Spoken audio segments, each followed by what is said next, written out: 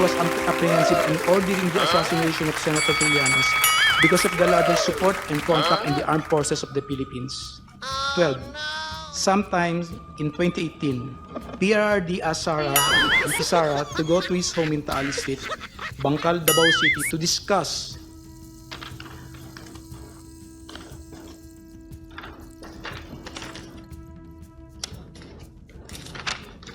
upcoming local elections in Davao City, where BP Sara was going to run for re-election as mayor. During this meeting, PRRD introduced me to Sara and told me, Ram, ikaw na bahala kay Inday. Since then, I've frequently met and discussed with BP Sara, then Mayor Sara, regarding various matters. Ayan, yan o. Ram, ikaw na ang bahala kay Inday Sara. Paano mo ngayon patutunayan yan? Do you have any proof that can at least man lang mag-corroborate dito? O ito pa.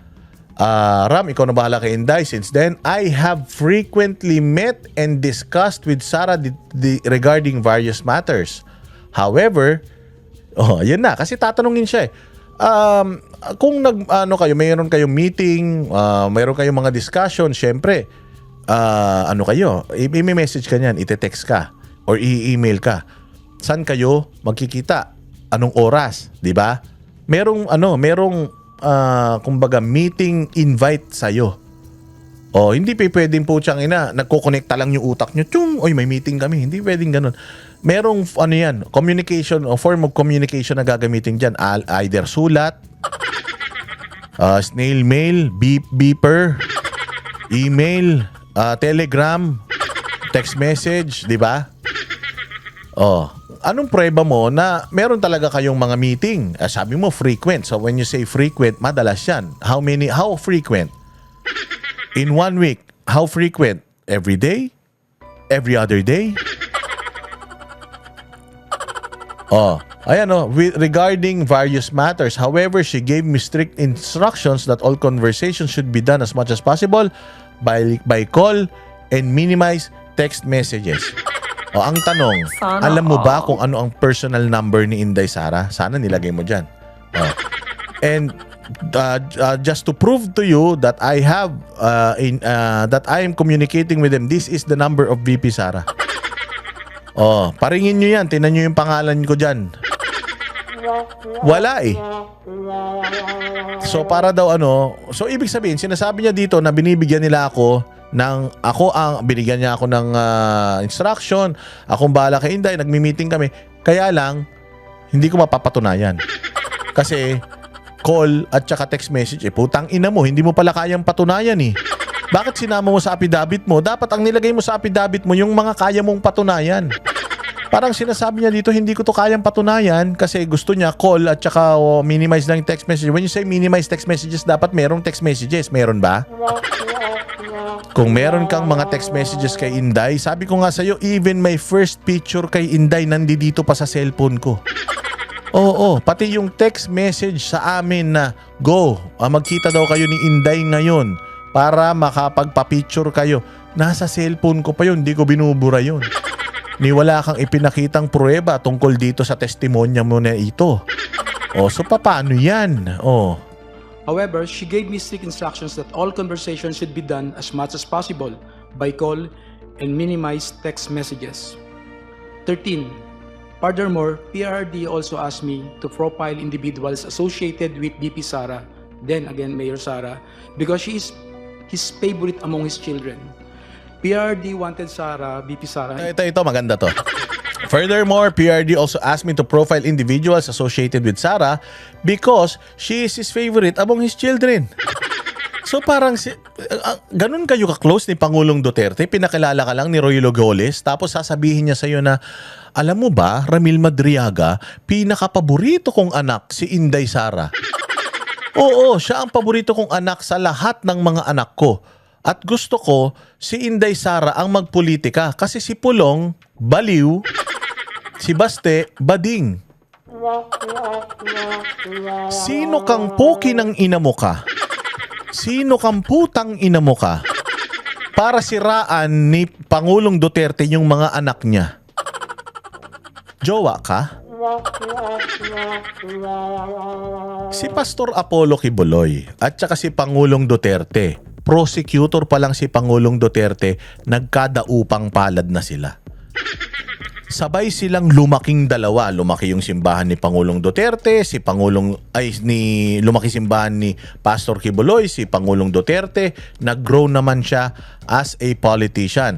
Naging mayor, naging congressman, naging presidente ng Pilipinas. Magkaibigan sila. Never nasasabihin ni Pangulong Duterte kay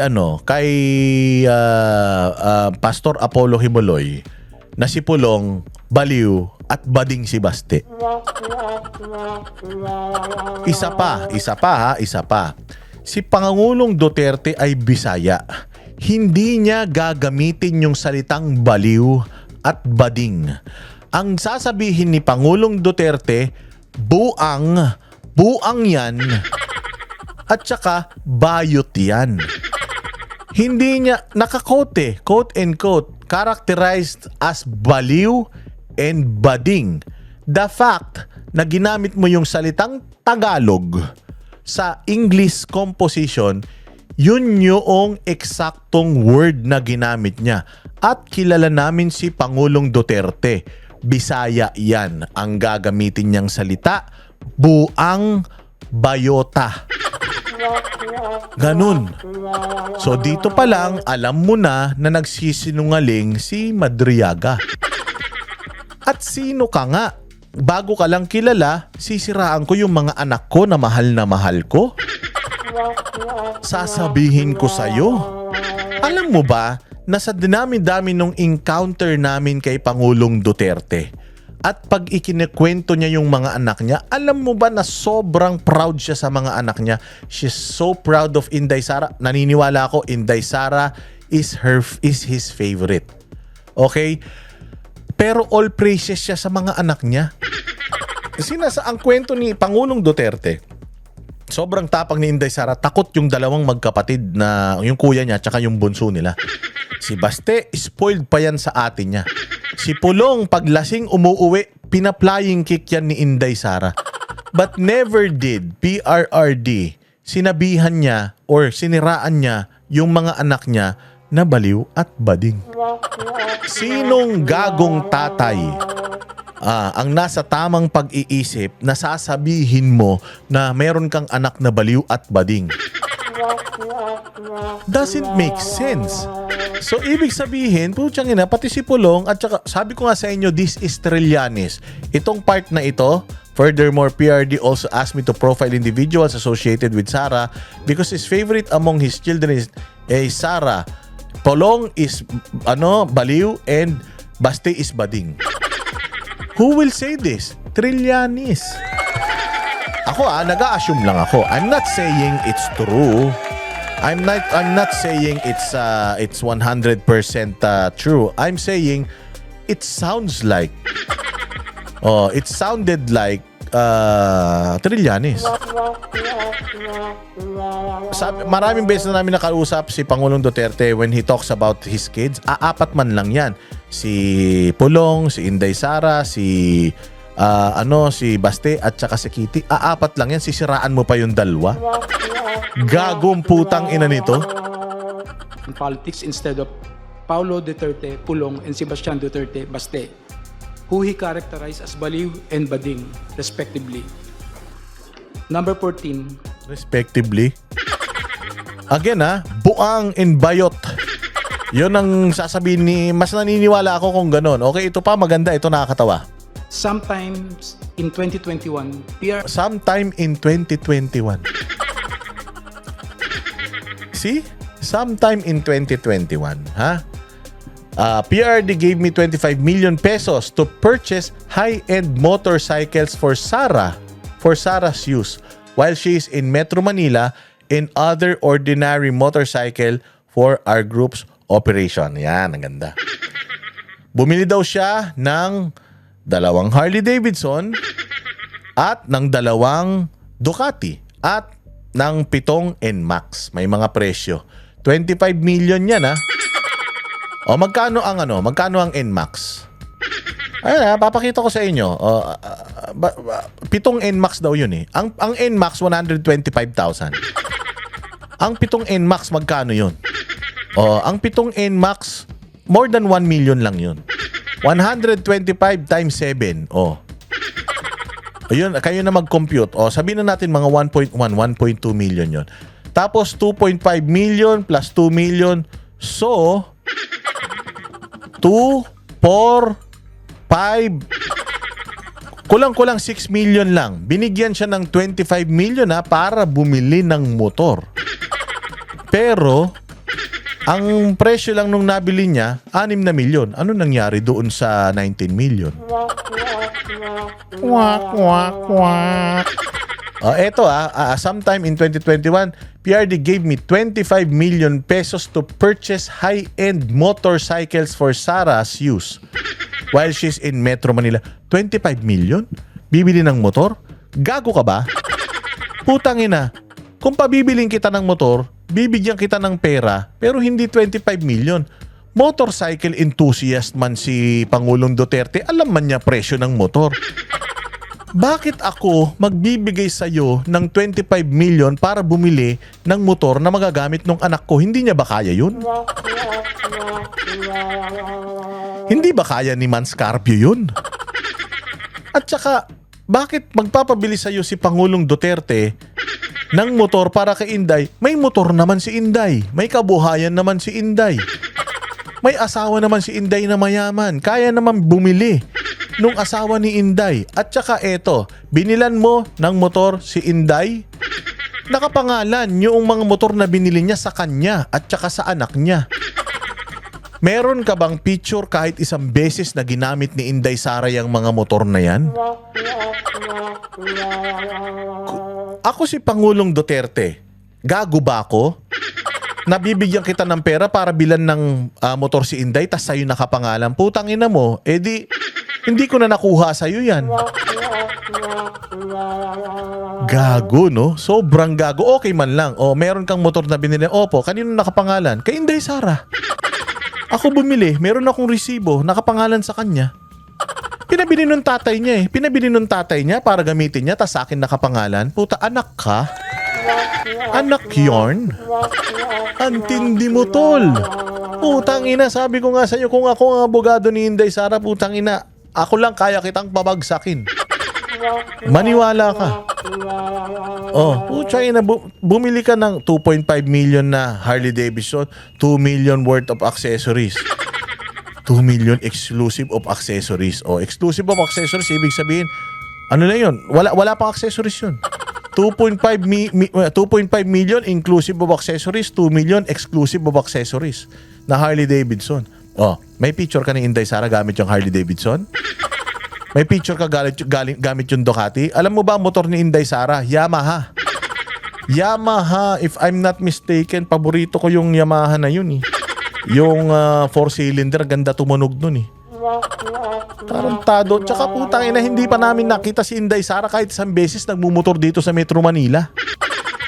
Sa Davao nagmumotor yan pero never na balitang nagmotor yan dito sa Metro Manila. Meron kang picture? Gago, no? Putang ina nitong Madriaga na to. Sinungaling. RD gave me 25 million to purchase high-end motorcycles for Sarah's use while she is in Metro Manila and other ordinary motorcycles for our group operations. 15. Hence, I bought two 2021 model Harley-Davidson motorcycles from a dealership in Green Hills, EDSA for around 2,500,000 pesos inclusive of accessories and around 2 million pesos exclusive accessories respectively. Both Harley-Davidson motorcycles were placed under the name of my son. I also purchased two 2021 model Ducati motorcycles from a dealership in Katipunan, Quezon City for around 3,500,000 pesos and around 2,300,000 pesos respectively. In addition, I also bought accessories for these Ducati motorcycles in the total amount of 500,000 pesos. Both the Ducati motorcycles were placed under my name. Nakapangalan sa kanya. Putang ina niyan. Sabi ko nga sa inyo paano niya mapapatunayan na yung pera na yan galing kay Pangulong Duterte? Kwak, kwak, kwak, kwak. Inan to, sabi ko nga, nuknukan ng sinungaling ang putaragis na ito. Nakakatawa talaga tong gagon to. 17. Lastly, I also purchased 7 Yamaha NMAX motorcycles for the operation of Initiative for Social Justice Innovation and Progress Pilipinas, or ISIP Pilipinas. The remaining money was distributed to my colleagues in ISIP Pilipinas. 18. All purchases of these motorcycles, including the aforementioned accessories, were paid in cash using the money given to me by PRRD. O yan, all purchases of this motorcycle, including the aforementioned accessories, were paid in cash using the money given to me by PRD. Now, how can you prove that the money came from PRD? How can you prove that PRD gave you that amount of money? Ngayon, ang sabi ni Abante rito, sabi niya wala siyang pera. Meron po. Utang ina, una sa lahat, patunayan nyo muna na galing nga kay Pangulong Duterte yan. Eh wala si Pangulo nandoon sa dahig. Di sana na ipatawag nyo siya para malaman kung totoo ito. Hindi ba, mayroon kang picture na inaabot niya sa iyo yung pera na yan, o meron kang text messages na sinasabi niya sa iyo na, Ramil, kunin mo na dito yung 25 million para pambili mo ng motor ni Inday Sara.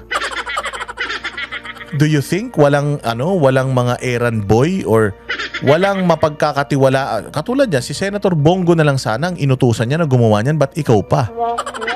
Never ka naman nakita nakatabi ni Pangulong Duterte. Anak ng tinapay, wala ka sa mga wala ka sa Malacanang. Wala ka sa protocol. Walang hiya ka tapos bibigyan ka ng 25 million ng ganun-ganun lang para bumili ng motor para kay Inday. Ba't hindi niya inutos kay Baste? Kaya naman ni Basti gawin yan. Para nakapangalan pa kay Baste. Bakit niya hindi inutos kay Pulong? Ang dami namang tao ni Pulong. Bakit hindi inutos ni Pangulong Duterte kay Bongo, kay Manscarpio? Bakit ikaw? 25 million ang laking pera ipagkakatiwala sa'yo tapos putang ina ipinangalan mo pa sa sarili mo tsaka sa anak mo? Ipinangalan mo sa sarili mo tsaka sa anak mo tapos sasabihin mo para kay Inday Sara? Diyan pa lang gago ka na eh. Putang inan tong tao na to, sinungaling. Custom magnetic lifter transaction with attorney Eto na. Manscarpio. Ito na. Oh. Sometime in 2017. Sometime in 2017 or 2018 na naman. Putang ina, hindi mo alam kung kailan, natatandaan mo. Magnetic lifter, natatandaan mo yung kwento, natatandaan mo yung utos, kung sino nag-utos, pero hindi mo alam kung kailan. Hindi nyo man lang ni-research kung kailan yung napag-usapan niyang yung magnetic lifters na yan. Sometime in 2017 or 2018. Putang ina niyan. Ako, ito pa lang, basura na to eh. Basura na sa akin to. Puta, puro ka sometime eh. Ikaw ba si Mr. Sometime? Ang dami mong nalalaman, ang dami mong mga sinasabi, mga numero, ang dami sinasabi, magkano, kabisado mo, may accessories, walang accessories. Tapos yung araw, panahon, kung kailan ka inutusan para gumawa ng kasalanan, hindi mo may specify. PRD told me to assist husband Sara Carpio regarding a problem with the Bureau of Customs. However, no specific details were provided by PRD. Inutusan ka niya nang wala siyang inuutos sa'yo, ganon. Ang labo nito. Tapos uutusan ka ni Pangulong Duterte na ayusin mo yung issue sa Bureau of Customs. Taga-customs ka? May kilala ka sa customs? Siya ang presidente. 2017 na yan eh. Siya ang presidente. Hindi niya ba kayang utusan yung mga taga-BOC? Nagawin yan? Siya ang boss? Alam mo ba ginagawa ni Pangulong Duterte noong 2017, 2018, 2019 nung siya presidente? Putang ina yung customs. Alam mo ginagawa niya dyan? Dinudurog niya yung mga kotse na nakukuha dyan ng mga smuggle. Kotse, motor, lahat. Sabi ko nga sa'yo kung tarantado lang si Pangulong Duterte, bakit pa ako gagastos? Bakit pa ako gagastos na magbibigay ako sa inyo ng 25 million para bumili ng motor ni Inday? Kukontak lang ako sa customs meron ba diyang mga motor na sequester tayo, yung mga smuggled na motor? Sir, meron po, 5. Akin na yan kasi papagamit ko kay Inday. Ang dali-dali nun, ikaw ang presidente. Bakit ka pagagastos ng 25 million kung corrupt kang tao? Kung magnanakaw ka na tao at kung tarantado kang tao? Sabi ko nga sa'yo, kung talagang gago si Pangulong Duterte, di sana walang sinirang mga luxury cars yan diyan sa customs nung panahon niya. Winawasak nga nila Lamborghini, McLaren, Bugatti, winawarak nila dyan. Lalo na para, utang ina, madala yung mga nag-i-smuggle ng mga sasakyan na yan. Taga-customs ka? Cabinet secretary ka?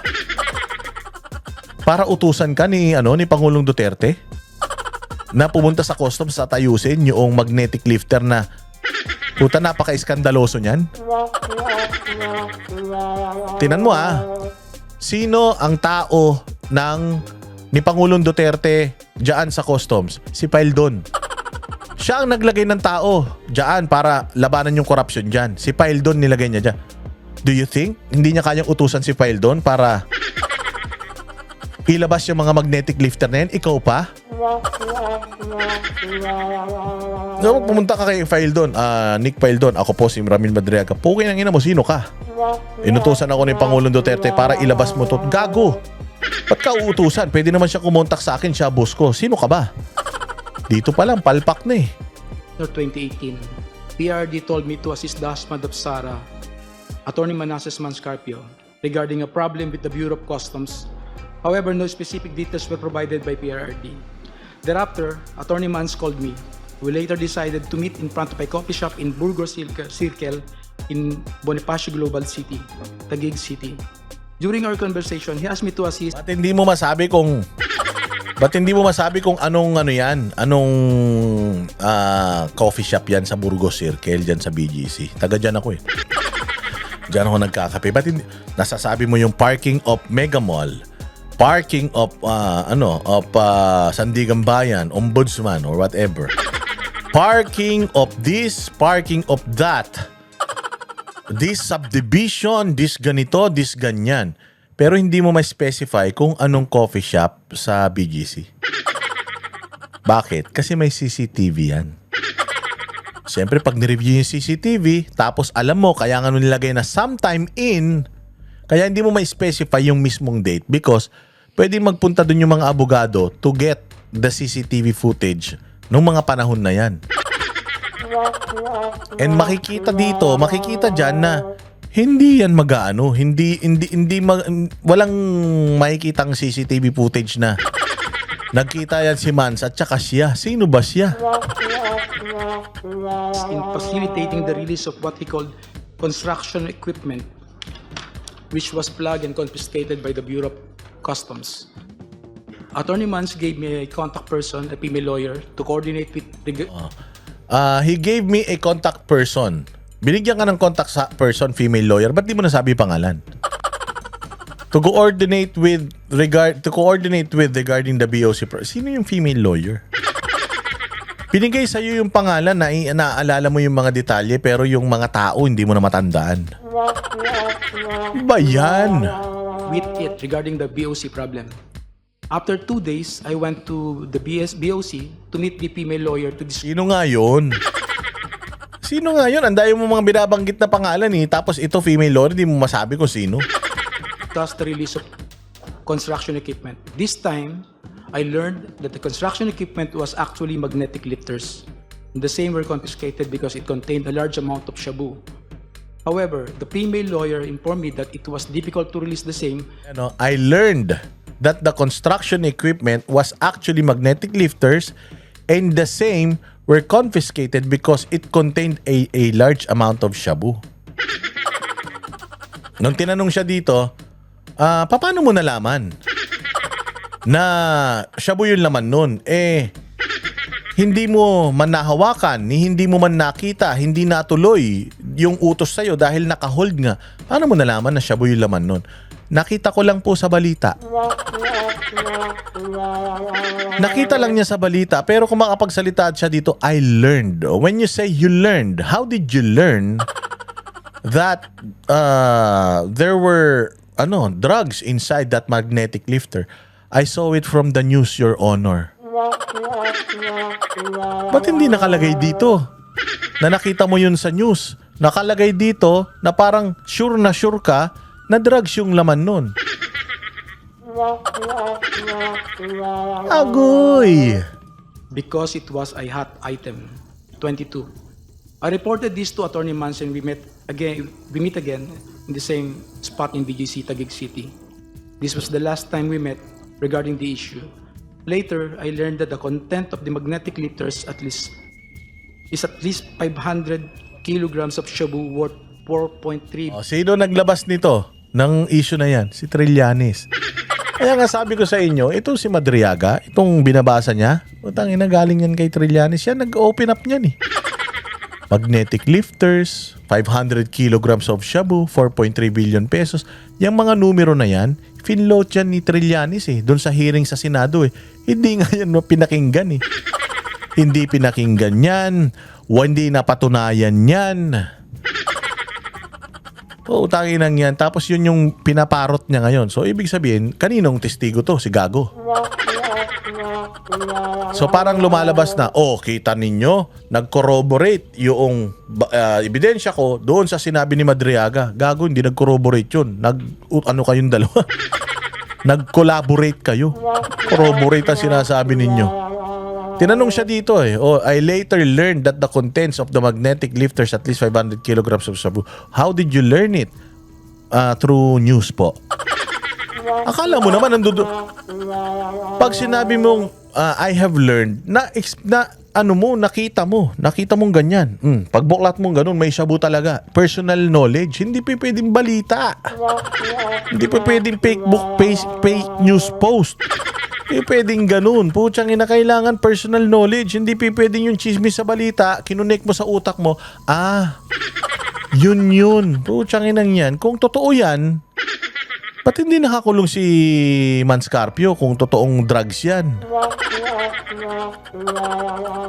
Putsa, dininay na nila yan eh. Doon pa lang sa Senate inquiry ni Trillanes eh. Dininay na nila yan. Nandoon pa si De Lima. Hindi nga nila napatunayan yan. Tapos fino-float nyo na naman ngayon. Recycle. Diyos ko po, gumamit pa kayo ng kriminal. Billion pesos were mysteriously missing. Dummy accounts and bank transaction of PRD. Despite only earning 100,000 pesos to 150,000 pesos from my services to PRD. Diba? Despite only earning 100,000 to 150,000, sweldo mo, hindi mo alam kung magkano yung specific. Sige na, palagpasin na natin to. Nasabi naman na natin to kanina. Naintindihan nyo naman na siguro. Millions of pesos went through bank accounts opened for me by close associates of PRRD. I admit that during PRRD's term as president, I served as a dummy for the transfer of large amount of money. These transfers were made through bank accounts that were opened under my name, which include but are not limited to the following: China Bank, Legazpi Village, Makati City. Katulad niyan may mabilanggit siyang excuse me. May mabilanggit siyang bangko. Sabi niya, dami daw siya. Sa kanya daw pinapadala. Sa kanya daw tinatransfer yung large amount of money. Then, tinatransfer daw sa mga bank accounts niya. Ano pa? China Bank Main, Makati City. China Bank near the power station at Ayala, Makati City. PNB Makati Metropolitan Avenue Branch, Makati City. An unknown bank in Pasig City, Siraymudo. If I may interrupt, Mr. Madriaga, COMSEC kindly continue flashing on the screen the pages of the... Informed me that money will be transferred to these accounts for intelligence operation and for laundering. I was later instructed to sign entire checkbook where the amounts and pays are left. Diba? Money will be transferred to this account for laundering. Putang ina, if you're gonna launder money, itatransfer mo yan dyan. Magta-transfer ka ng large amount nang hindi mo alam kung saan nanggagaling, talagang ma-amlak ka niyan. Alam mo ba yung flood control scandal? How they are laundering the money? How they are washing the money? Yung pera, ang gagawin nila, pupunta sila sa casino, magpipitsa sila.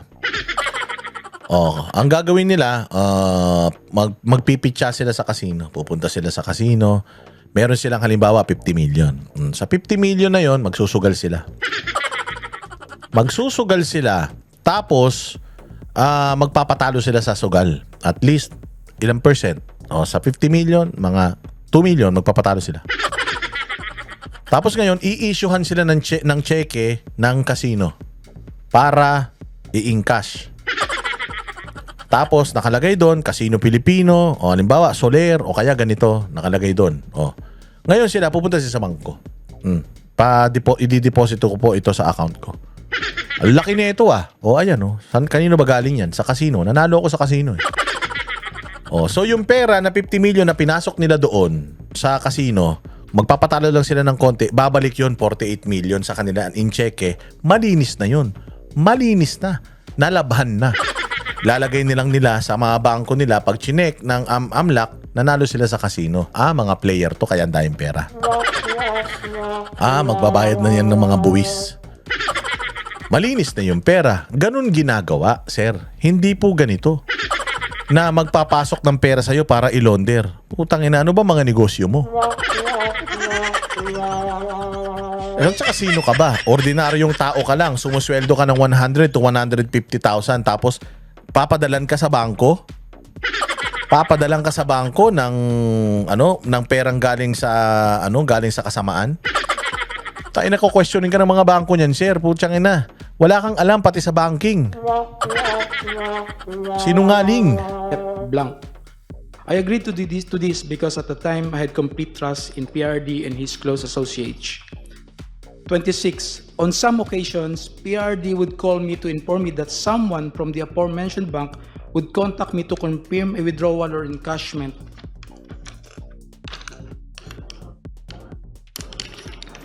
Of checks, there were also instances where PRD would instruct me to personally visit the said banks to pick up the money and bring it to Malacanang or to the designated individuals. I distinctly remember that PRD directed me on 3 separate occasions to pick up 100 million from a bank inside the mall in Lubao, Pampanga, which were all delivered to Malacanang. On another incident, I was informed by PRD that the 2 land bank managers' check which were to be delivered to one of our safe houses in Eastwood, Quezon City, in the amounts of 84,200,000 pesos and 4,800,000 pesos, respectively, were issued under my name. Copies of the 2 land bank managers' checks are hereby attached as annexes A and A-1. Kaya pag tiningnan mo yung cheque na yon, walang nakalagay na Pangulong Duterte. Wala. Manager's check. Hindi mo alam kung kanino. Hindi naman pinakita doon. Pero alam mo, kidnapper kasi tong taon na to. Baka mamaya, yung mga pera na yan, putsangin na ransom yan.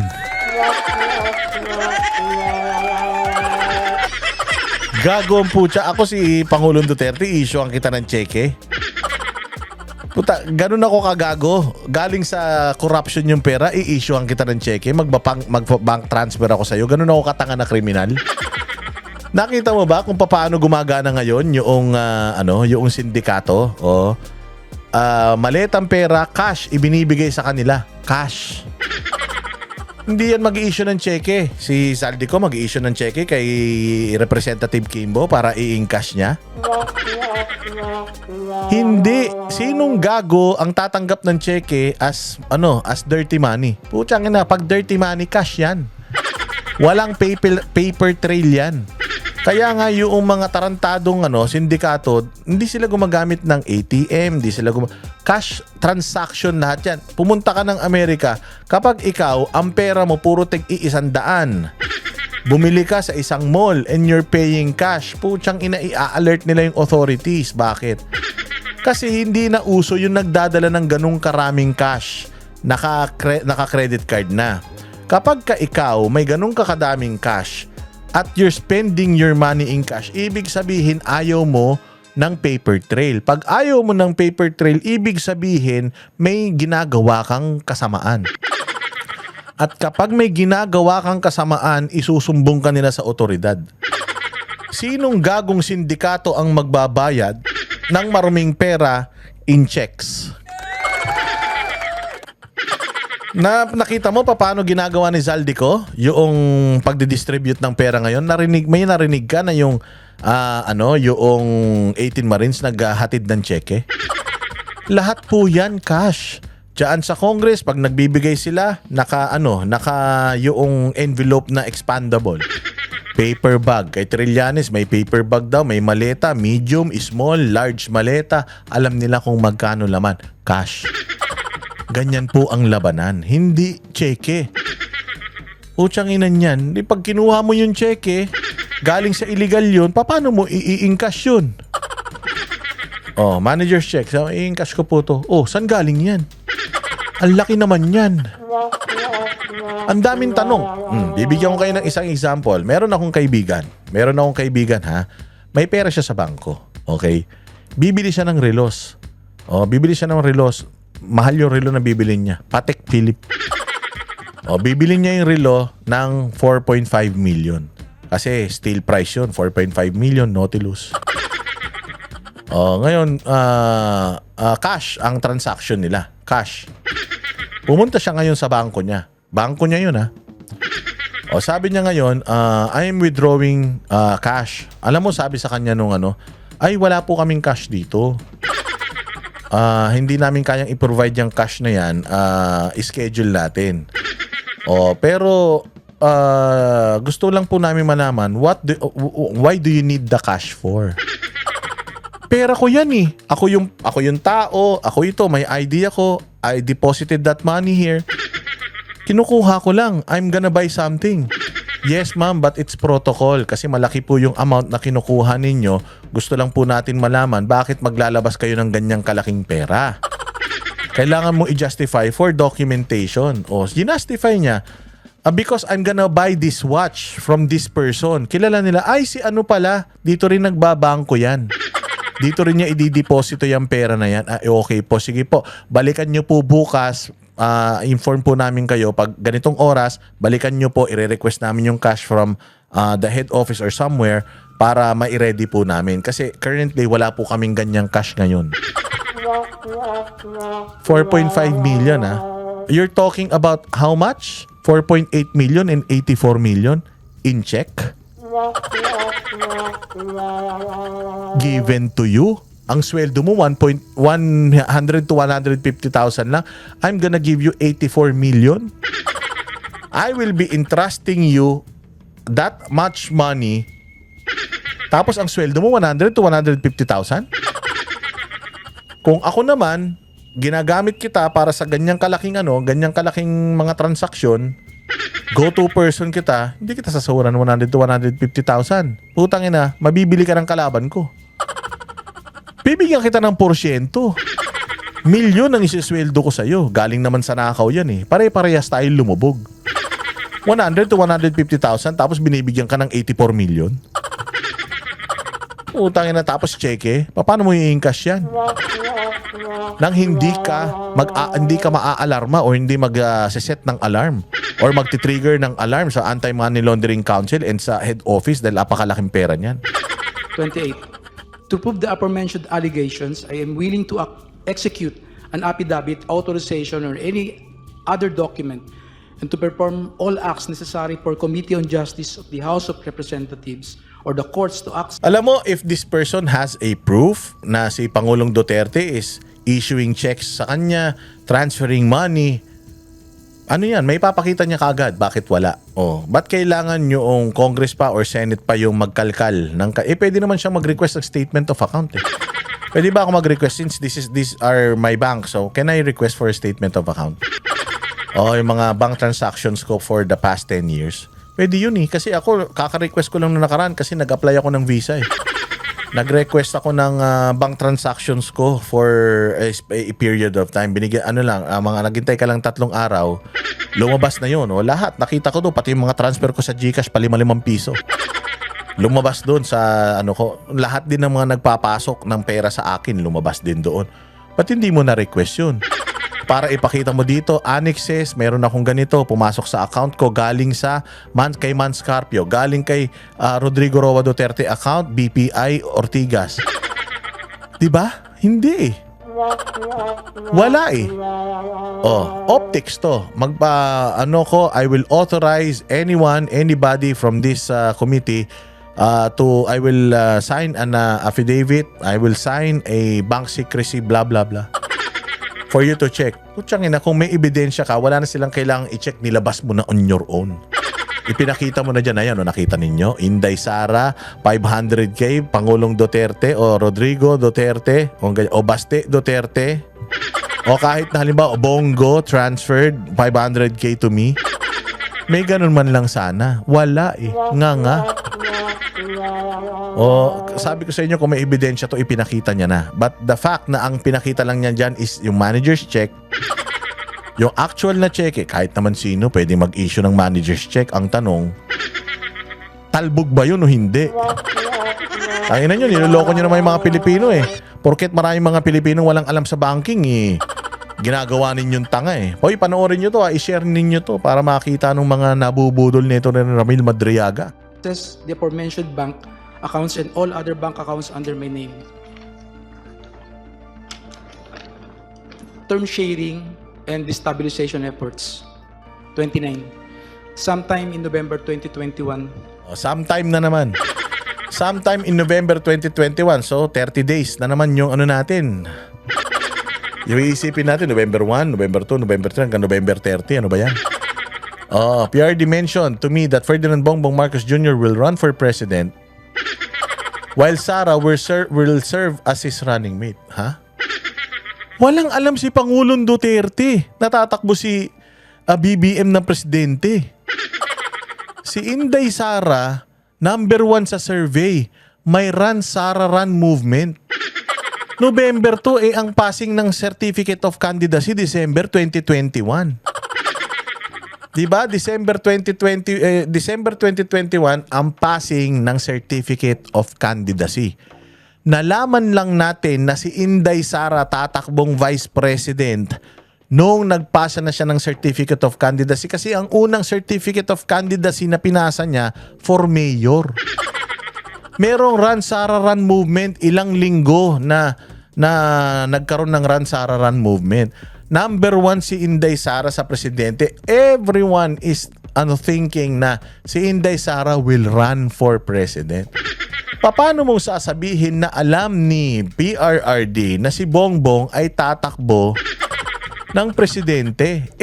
Ang ligaw, si Aimee na ang nagsabi na kami ang nanligaw kay Inday Sara na kunin si Bongbong na Vice President kasi alam nila si Inday Sara tatakbong presidente dahil number 1 nga siya sa survey. Paano mong sasabihin na noong November 2021, alam na ni Pangulo na tatakbo si Bongbong na presidente? Nalaman lang naman natatakbo si Bongbong na presidente noong nag-vice president si Inday Sara. Ito pa Bongbong will run for president while Sara will serve as his running mate. PRD added that a few months ago, BBM and Senator Aimee Marcos visited him to discuss a possible alliance. The 2022 national election during meeting, BBM was able to convince PRD to have Sara as BBM's vice president. Kinumbinse ni BBM si PRRD na si Inday Sara ay tatakbong vice-presidente niya. Sinasabi na nga ni Pangulong Duterte noong December pa na mayroong tatakbo na presidentiable na adik. Alam ni Pangulong Duterte na adik si Bongbong Marcos, makikipag-deal siya kay Bongbong. Ito sa lahat ng pinakamalaking kasinungalingan, kabalintunaan, isa ito sa pinakamalaking kabalintunaan. Diba during his meeting, PBBM was able to convince PRD to have Sara's BBM.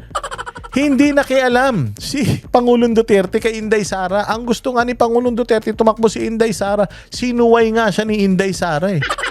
Walang ganap si Pangulong Duterte sa desisyon ni Inday Sara whether tatakbo siyang mayor, vice mayor, presidente or vice-presidente. Wala, may kandidato si Pangulong Duterte noon. Ang kandidato niya noon, Vice President, si Bongo. She was expecting her daughter to run as the president and Bongo is her vice president. Kaya lang, matigas ang ulo ni Inday. Nag-vice president siya, kaya si Bongo ang inilagay niya as presidente. Patatakbuhin niya ba si Bongo na presidente kung alam niya at pinayagan niya si Bongbong Marcos na tumakbong presidente ni Inday Sara.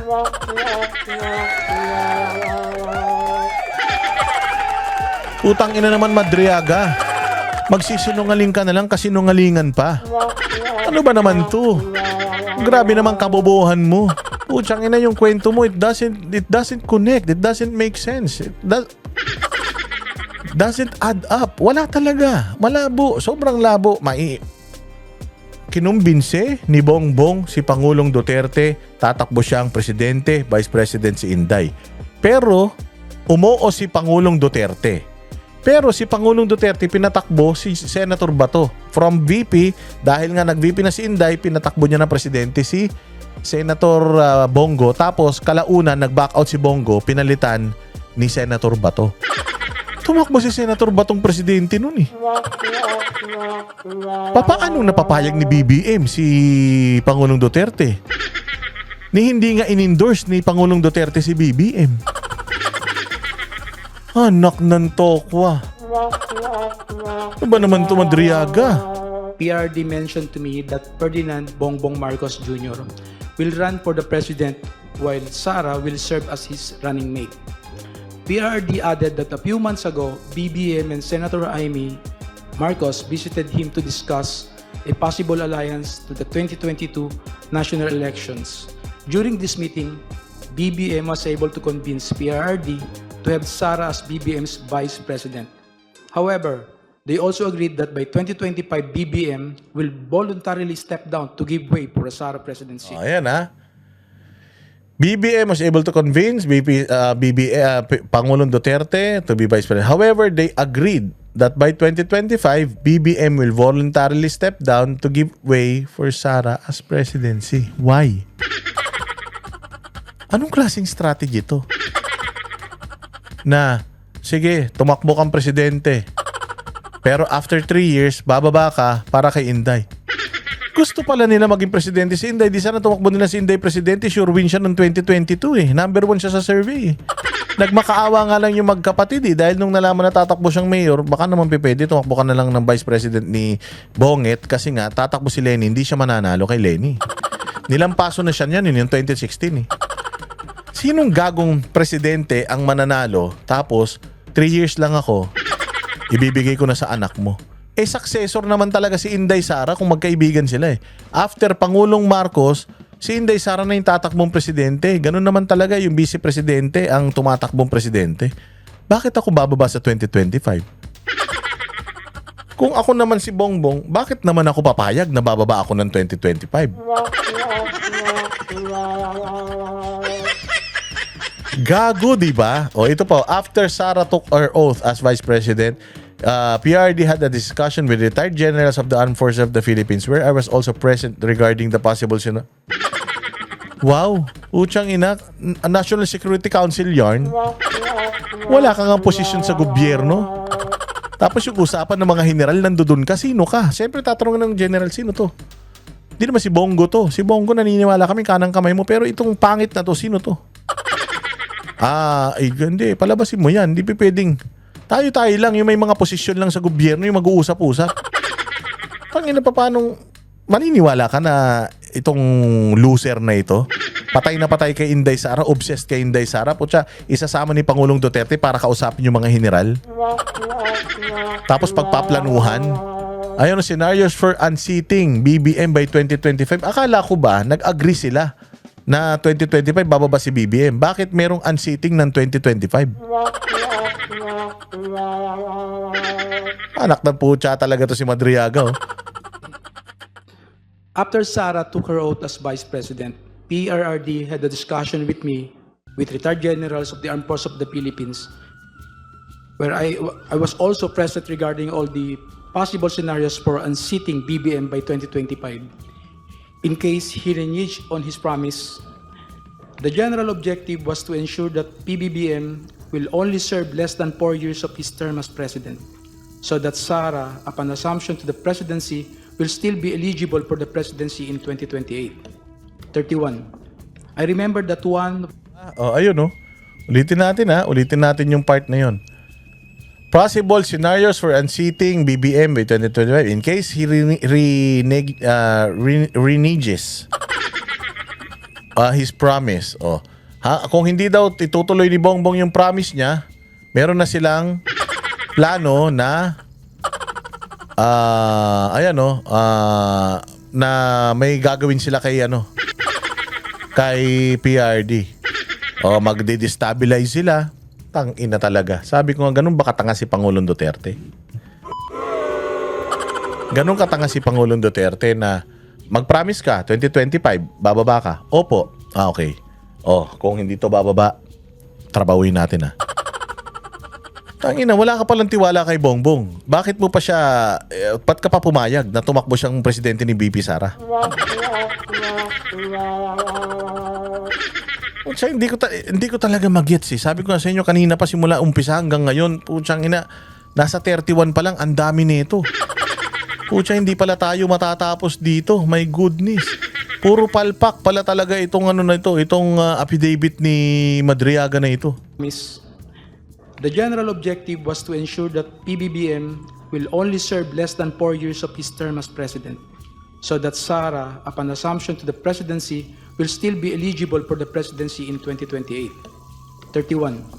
I remember that one of the plans considered was to sabotage BBM's administration by using some of BBM's own men, either recommended by PRD for appointment or allied with the Dutertes, to reveal supposed corruption issues that will serve as a precursor for an impeachment. Ito pa lang So, sinasabi nila, yung impeachment complaint kay Bongbong Marcos ngayong 2025 o ngayong 2026, ikagagawa ni Duterte.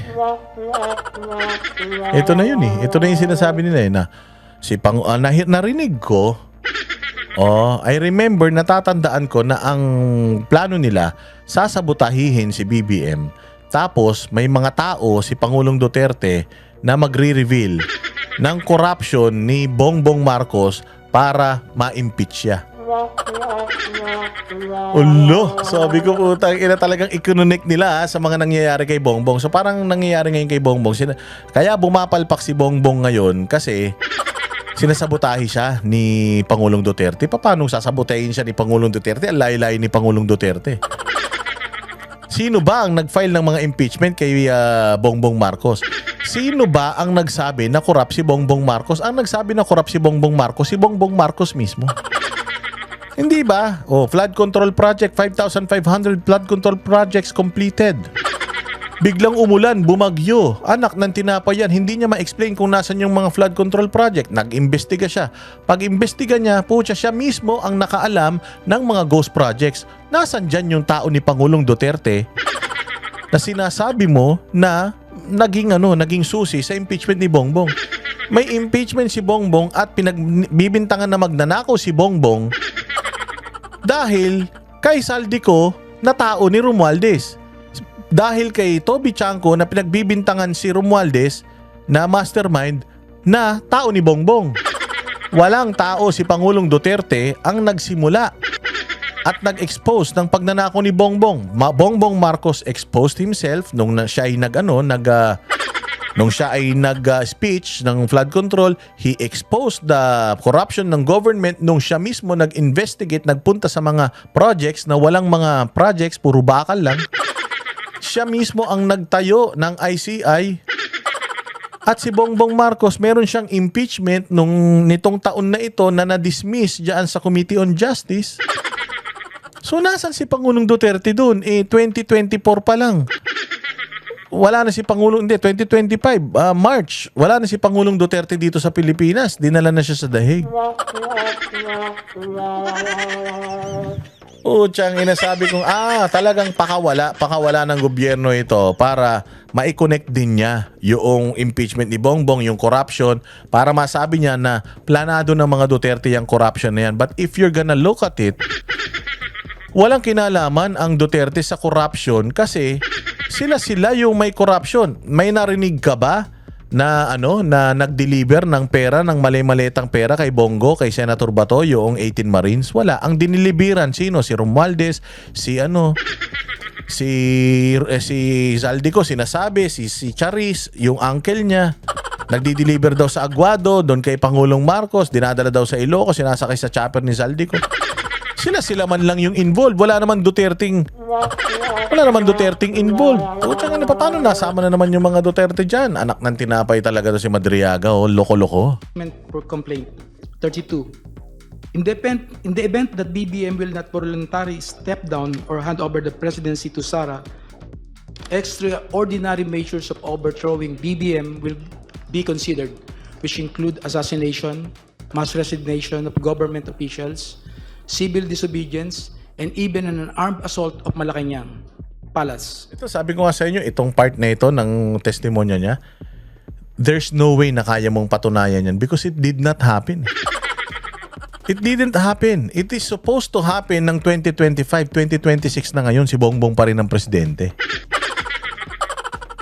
And can we also ask Bongbong Marcos na totoo yan? Kasi ang sinasabi niya, yun ang deal ni Bongbong at saka ni Duterte.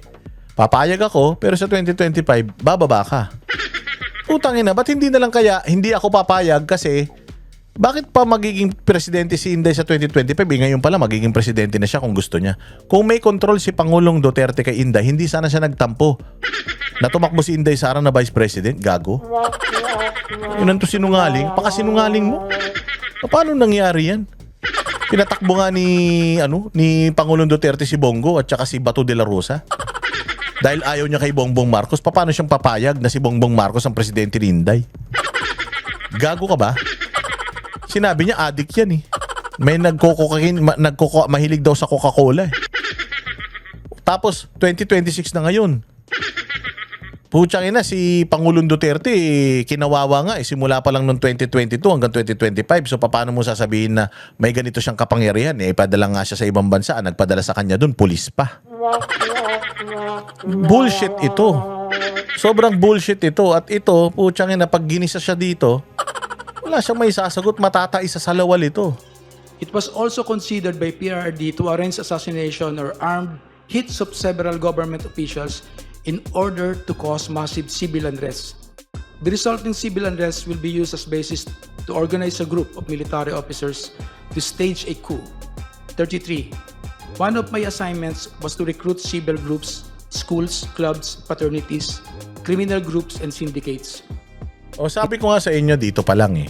Dito pa lang dapat ikulong na to si Madriaga. Kasi kung sinabi niya na yun yung mga assignment niya, ibig sabihin involved siya sa mga krimen na to.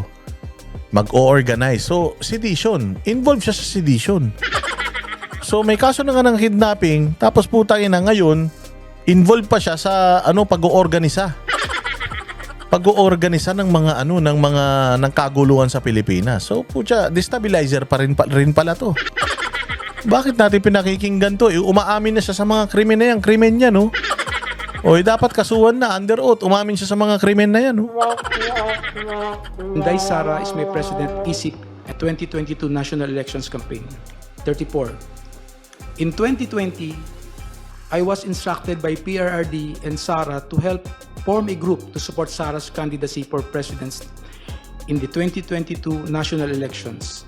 Hence, I helped establish and register a non-profit corporation called Initiative for Social Justice Innovation and Progress, or ISIP Pilipinas, Incorporated. But to us supporters of Sara, ISIP actually stands for Inday Sara is my president.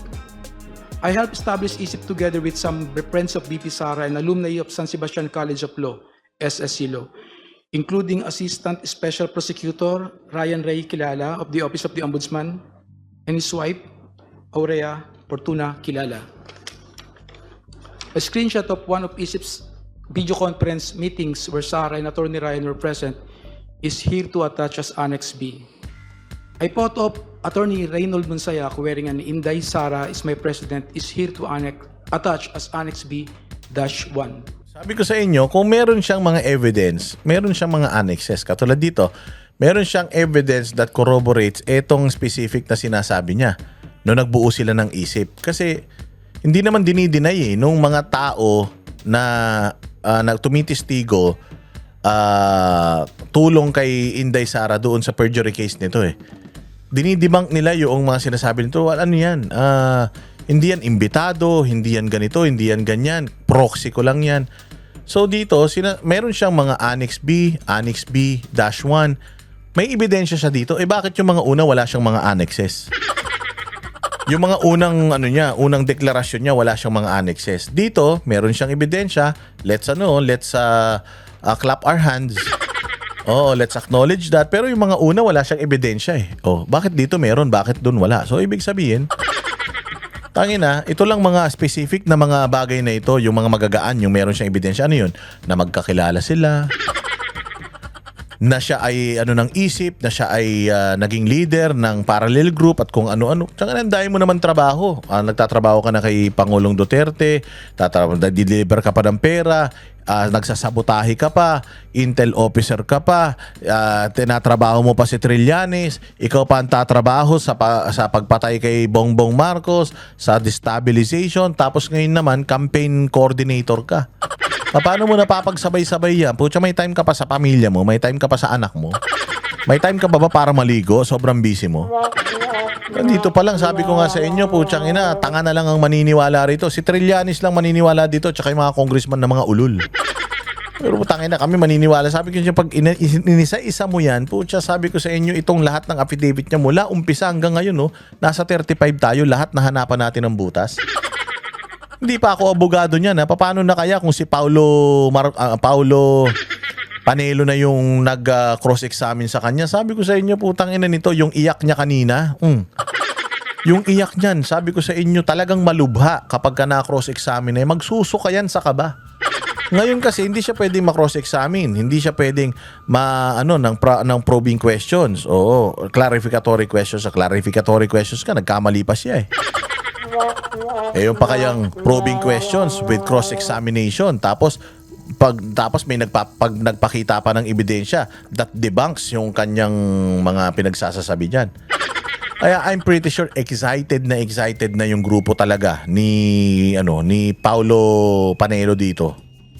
35. I got close with Attorney Ryan, who was previously a professor of SARA and former So ito nakakatawa. I got close to Ryan. Ryan, who was previous. Sinong Attorney Ryan? Sinong Attorney Ryan? Anong apelyido? Professor daw ni Sara, Associate Dean ng San Sebastian Law, shared with me that Sara was not particularly good in school. Anong connection nun? Let's say for example, Inday Sara is not good in school. Anong connection nung she's not good in school dito sa sa testimonya mo at dito sa kaso ng impeachment? Impeachable ba na ang isang tao ay not good in school? Tapos ang matindi nito, if you are not good in school, dapat may papakita man lang kayo na ito yung mga report cards ni VP Sara when she was when she's in the College of Law. 3 4, ganyan, 'di ba? Kasi 1 to 5, 5 yung pinakamababa, 5 bagsak 'yun eh. Pero sa sa mga malalaking school, baliktad, 5 yung 1, 5 yung pasado, tas 1 yung bagsak. Pero ganun pa rin, 3 pa din yung pasang-awa. Ngayon, makikita mo sana natin sa with VP Sara was not particularly good in school, was often struggling with her academics, and habitually rude and violent to other students. Hence, Attorney Ryan used his influence in SSC law to ensure that Sara received a passing grades despite her poor academic performance. Passing grade. So, ang pasang-awa is stress. Pag nagpakita ba si Inday Sara ng kanyang report card, kasi kung gusto ko lang ipasa si Inday Sara at bobo talaga siya, ititres ko siya. Pasang-awa, hindi ba? Bakit ko siya bibigyan ng 2? Okay, bakit ko siya bibigyan ng 4? Bakit ko siya bibigyan ng 1? Kung alam naman namin lahat na mahina siya. At saka isa pa ha. Hindi naman tawag dito. Si Pangulong Duterte, hindi pa naman siya pangulo during nung mga panahon na nag-aaral si Inday Sara. Paano siya magkakaroon ng impluwensya dito sa San Sebastian? Kahit naman San Beda si Pangulong Duterte nag-graduate eh. So, papaanong maiimpluwensya ni Inday Sara yung San Sebastian, mayor man lang si Pangulong Duterte noon. Hindi naman kilala si Pangulong Duterte sa buong Pilipinas. Nakilala lang naman si Pangulong Duterte sa nakilala lang naman si Pangulong Duterte sa Pilipinas nung naging presidente na siya. Actually, nung tumatakbo nga siyang presidente, pang-apat siya eh. Bago magsimula yung eleksyon, doon nga lang siya nakilala, tumaas yung kanyang rating dahil doon lang nakilala na magaling pala siya eh. Pero during the time na Inday Sara is in San Sebastian College of Law, si PRD was just a mayor then. Kung mayor siya noon sa Mindanao, sa Davao, pinakadulo pa ng Pilipinas, paano siya magkakaroon ng influence dito sa San Sebastian? O ngayon si Inday Sara sa San Sebastian, marami diyan nag-aaral, anak ng bilyonaryo, anak ng senador, anak ng dating presidente, pero yung anak ka lang ng mayor sa probinsya, magiging tawag dito, influential ka sa eskwelahan nyo? Siguro kung sa San Sebastian, kung may San Sebastian sa Mindanao, tapos doon nag-aaral si Inday Sara, mayor yung tatay niya doon, tapos matataas yung grade niya, pwede. Pero dito sa Maynila, magkakaroon ng impluwensya ang anak ng isang mayor na nasa dulo pa ng Pilipinas sa Mindanao. Hindi pa naman kilala ang mga Duterte noong mga panahon na yan. Puta, dito pa lang gago na eh. O tapos eto pa, sasabihin mo na struggling with their academics. Anong preba nyo dyan? At saka ano ang tulong nito that she's struggling with her academics? Anong tulong nito sa impeachment? Is it an impeachable offense? Si Bongbong nga walang pinag-aralan eh. Ang bobo-bobo pa eh. Tapos hindi naman na-i-impeach. O kita mo, pinick up kagad ito ni Ramon Tulfo. Anong sabi ni Ramon Tulfo? Di ba sabi ko sa inyo, bobo yan si Inday Sara? O dahil dito, so alam natin na putang ina, itong ni Madriaga na to, paninira lang talaga kay Inday Sara. Paano mo sasabihin bobo si Inday Sara? Ang ganda-ganda ng Davao. Paano mo sasabihin bobo si Inday Sara? Ang ganda-ganda ng pamamalakad niya dyan sa Office of the Vice President. Tangina niyan. Paano mo sasabihin bobo si Inday Sara? Isang beses lang pumasa na sa bar. Si Leni Robredo nga, 2 take eh. Si Bongbong Marcos nga, walang take kasi bobo eh. Gets nyo yung ibig ko sabihin? Kung bobo si Inday, hindi yan makakapasa ng bar. Kung mahina ang utak ni Inday at pasang-awa si Inday, alam nyo ba kung magkano o kung ilan ang grade na nakuha ni Inday Sara nung bar exams? Mas mataas kaysa kay Pangulong Duterte. At ang sabi niya, muntik siyang mag-top notcher. Papaano sabi niya kung nag-aral ako hindi pa ako masyado nag-aral noon. Kung sineryoso ko yan at nag-aral ako mabuti, nag-top notcher ako. Sabi ni Inday Sara, papaano magta-top notcher si Inday Sara kung mahina siya? At saka si Inday Sara pumasa sa exam na pwede kang maging isang judge.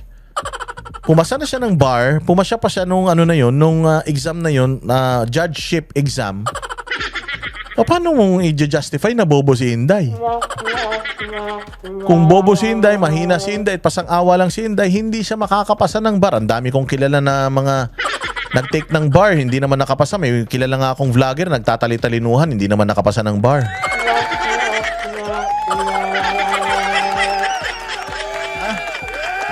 Kung bobo ka, si Leni Robredo nga twice na nag-take ng bar. Sa pangalawa pa lang siya nakapasa, si Inday take 1 lang. Muntik para mag-top notcher. Paano nyo justify ito? Diyos ko naman.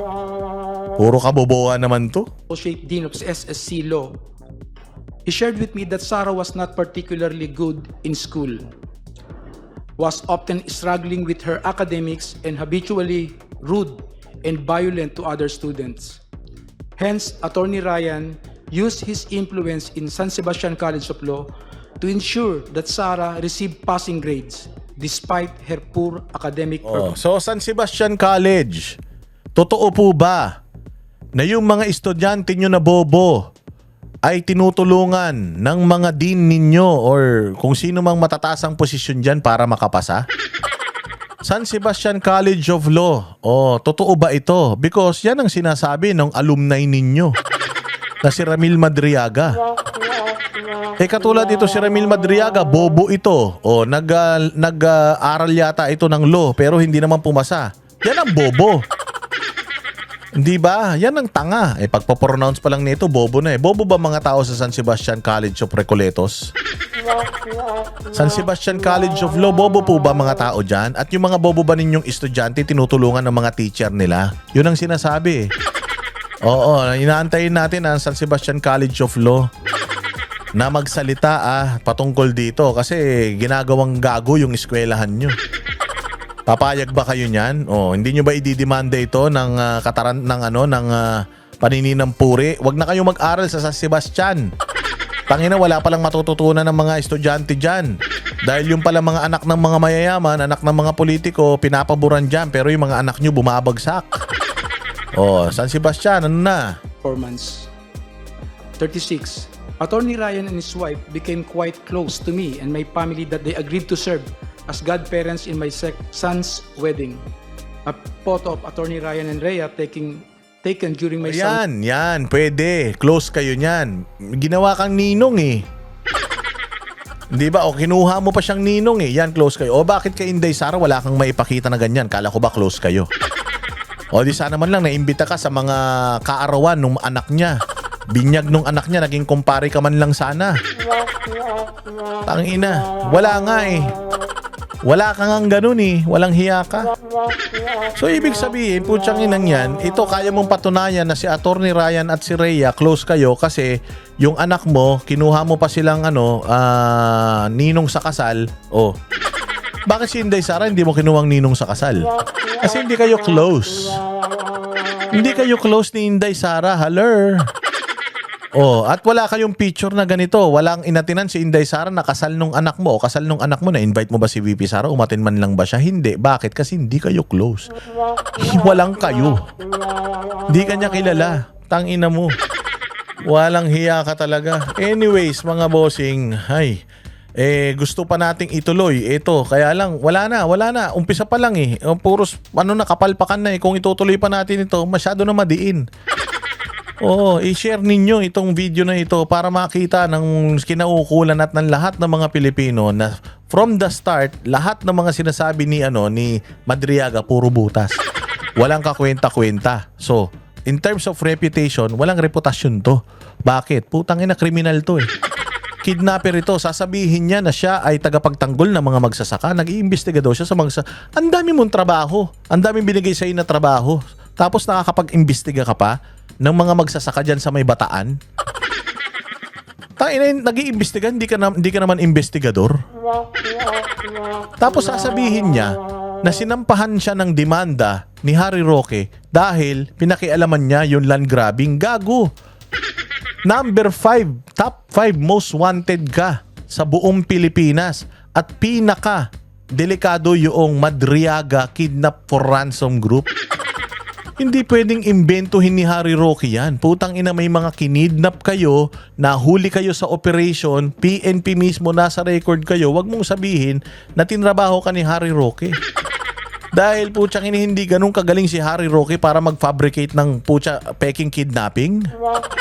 Tangina ninyo, nahuli kayo sa safe house. Yung safe house mo punong-puno ng baril. Maputik pa. Meron pang actual footage. Yung GMA7 yata nung pag-raid sa bahay ninyo, ang dami ninyong nahuli. Walang mga papeles yung mga baril ninyo. High caliber yung mga baril ninyo. Tapos ikaw nahuli ka. Guilty ka na noong absuelto ka lang dyan sa Supreme Court, pero noon pa may kaso ka na bago pa maging presidente si Pangulong Duterte, may kaso ka na. So si Harry Roque, yung kaso mo na kidnapping ngayon, putsang ina, may complainant ka, hindi si Harry Roque ang complainant mo, si Harry Roque ang abogado ng complainant mo, tarantado ka. Hindi nga daw niya alam nung kinakasuhan ka ng kidnapping, hindi nga daw niya alam na may connection ka sa mga Duterte. Taina mo, sinungaling. Gago, hindi mo kami maloloko. At i-share ninyo itong video na to para makita ng lahat kung gaano katarantado ito. Hindi ako abogado, wala akong alam sa batas, pero putang ina, marunong ako mag-isip. Meron akong logic at putya, alam ko kung ano yung tama at mali, at sa pagkakataong ito, lahat ng sinasabi ng ulul na ito, putya, wala ni isang tama. Mga walang hiya kayo. Tapos na ang laban. Itong nangyayaring ngayon, wala na tong kwenta. Oo, hindi naman pala pwedeng i-test yung credibility. So therefore, hindi rin sila pwedeng mag-scrutinize ng mga ebidensya. Kaya dapat talaga itigil na itong hearing na ito ng Kongreso at dapat to dalhin na dyan sa Senado para magkaalaman na kung talaga bang sufisyente yung inyong mga ebidensyang mga ulul kayo. Maraming salamat mga kababayan. Mabuhay ang bayang Pilipinas. Hindi tayo magpapatalo sa propaganda. Putang ina mainstream media na yan. Hindi mananalo sa atin yan. Hindi nila kaya yung ginagawa natin mga bossing. Mabuhay ang bayang Pilipinas. Kita-kita po tayo ulit sa susunod na vlog.